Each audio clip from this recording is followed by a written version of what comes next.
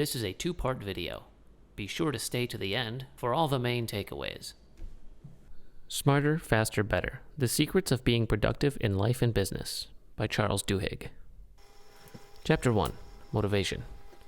An experiment by Mauricio Delgado, a professor from the University of Pittsburgh. He created a guessing game.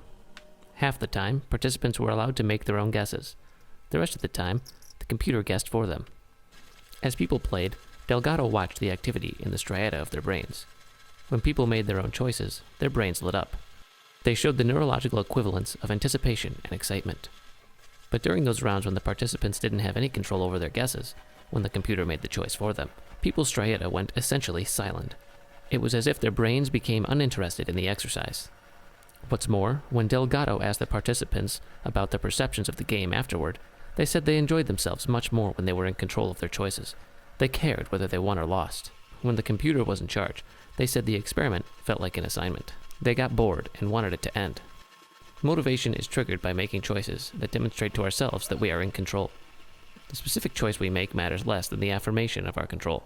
It's this feeling of self-determination that gets us going. That's why Delgado's participants were willing to play again and again when they felt they were in charge. An internal locus of control emerges when we develop a mental habit of transforming chores into meaningful choices, when we assert that we have authority over our lives. Chapter 2. Teams and Psychological Safety. Julia, after graduating from Yale, she went to work at Google and joined its people analytics group. For 6 years running, Google had been ranked by Fortune as one of America's top workplaces. The People Analytics Group, part of Google's Human Resource Division, helped examine if employees were satisfied with their bosses and coworkers, whether they felt overworked, intellectually challenged, and fairly paid, whether their work-life balance was actually balancing out, as well as hundreds of other variables. At the most basic level, the division's goal was to make life at Google a little bit better and a lot more productive. With enough data, People Analytics believed almost any behavioral puzzle could be solved. People Analytics' biggest undertaking in recent years had been a study, codenamed Project Oxygen before it was revealed, that examined why some managers were more effective than others. Ultimately, researchers had identified 8 critical management skills. Many Google managers had noticed that employees had consistently mentioned the importance of their teams. Googlers would say things like, "I have a great manager, but my team has never clicked." Or, "My manager isn't fantastic, but the team is so strong it doesn't matter." Julia wanted to figure out how to build the perfect team. Any group over time develops collective norms about appropriate behavior. A team of psychologists had written in the Sociology Sportive Journal. Google's research had identified dozens of norms that seemed important, and sometimes the norms of one effective team contradicted the norms of another, equally successful group. So which norms were more crucial? Research showed that teams worked best if leaders encouraged people to speak up. Teammates felt like they could expose their vulnerabilities to one another. People said they could suggest ideas without fear of retribution. The culture discouraged people from making harsh judgments. This is called psychological safety.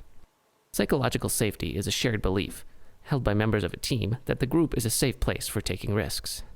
It is a sense of confidence that the team will not embarrass, reject, or punish someone for speaking up. The norms that Google surveys said were most effective: allowing others to fail without repercussions, respecting divergent opinions, feeling free to question others' choices but also trusting that people aren't trying to undermine you, were all aspects of feeling psychologically safe at work. If you are working in a team, you, as a manager, need to create psychological safety, confidence that the team will not embarrass, reject, or punish someone for speaking up, in order to increase happiness, motivation, and productivity. Chapter 3. Focus. Mental models help us by providing a scaffold for the torrent of information that constantly surrounds us. Models help us choose where to direct our attention, so we can make decisions rather than just react. By creating and predicting a variety of situations, you know how to act when the situations arise. The pilots of Air France Flight 447 didn't have strong mental models, so when tragedy struck, they didn't know where to focus. Essentially, these pilots didn't know what to do when an emergency came through, didn't know how to focus, were lost, and didn't know what buttons to press. Dick Respiny and his co-pilots, in contrast, were telling themselves stories and testing and revising them even before they stepped onto the plane. And so, they were prepared when disaster occurred. Essentially, when this pilot would say something like, "I want us to envision the first thing we'll do if there's a problem. Imagine there's an engine failure. Where's the first place you look?" the pilots would answer. He did the same conversation prior to every flight, so his co-pilots knew to expect it. He also quizzed them on what screens they would focus during emergencies, where their hands would go, etc. By having mental models in place, the pilot guided a heavily damaged double-decker jet to the safety of the Singapore airport and averted what could have been a catastrophe. We may not recognize how situations within our own lives are similar to what happens within an airplane cockpit, but think, for a moment, about the pressures you face each day. If you are in a meeting and the CEO suddenly asks you for an opinion, your mind is likely to snap from passive listening to active involvement, and, if you're not careful, a cognitive tunnel might prompt you to say something you regret. If you are juggling multiple conversations and tasks at once, and an important email arrives, reactive thinking can cause you to type a reply before you've really thought out what you want to say. So what's the solution? If you want to do a better job of paying attention to what really matters, of not getting overwhelmed and distracted by the constant flow of emails and conversations and interruptions that are part of every day, knowing where to focus and what to ignore, get into the habit of telling yourself stories. Narrate your life as it's occurring. And then when your boss suddenly asks you a question or an urgent note arrives and you have only 1 minute to reply, the spotlight in your head will be ready to shine the right way. To become genuinely productive, we must take control of our attention. We must build mental models that put us firmly in charge. When you're driving to work, force yourself to envision your day. While you're sitting in a meeting at lunch, describe to yourself what you're seeing and what it means. Find other people to hear your theories and challenge them. Get in a pattern of forcing yourself to anticipate what's next. If you are a parent, anticipate what your children will say at the dinner table. Then, you'll notice what goes unmentioned, or if there's a stray comment that you should see as a warning sign. You can't delegate thinking, Dick Raspainy told me. Computers fail, checklists fail. Everything can fail, but people can't. We have to make decisions, and that includes deciding what deserves our attention. The key is forcing yourself to think. As long as you're thinking, you're halfway home. Creating mental models of your daily routine helps your focus. In order to be productive, we must take control of our attention. We must build mental models that put us firmly in charge. Chapter 4. Goal Setting.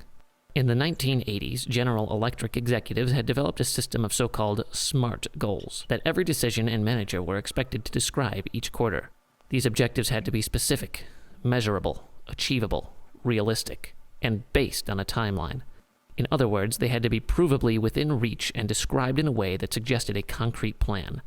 If a goal didn't meet the SMART criteria, a manager had to resubmit a memo detailing their aims again and again until it was approved by upper management. The SMART mindset had spread out in GE culture. In the late 1980s, executives became particularly concerned about two divisions that had once been among the company's top performers, but were now limping along. Even though they implemented the SMART mindset, they still were not successful. After extensive research, consultants figured out a problem. SMART goals focus too much on short-term mentality and spending too much time on figuring out perfect goals. In a 1993 letter to shareholders, the chief executive explained that stretch is a concept that would have produced smirks, if not laughter, in GE 3 or 4 years ago. Stretch essentially means using dreams to set business targets with no real idea of how to get there. If you do know how to get there, then it's not a stretch target. The reason why we need both stretch goals and SMART goals is that the audaciousness on its own can be terrifying. It's often not clear how to start a stretch goal. And so, for a stretch goal to become more than just an aspiration, we need a disciplined mindset to show us how to turn a far-off objective into a series of realistic, short-term aims. People who know how to build SMART goals have often been habituated into cultures where big objectives can be broken down into manageable parts. And so, when they encounter seemingly outsized ambitions, they know what to do. Stretch goals paired with SMART thinking can help put the impossible within reach. We need SMART mindset, along with goals, in order to increase our focus and productivity. If you enjoyed this video, be sure to like and subscribe for more content.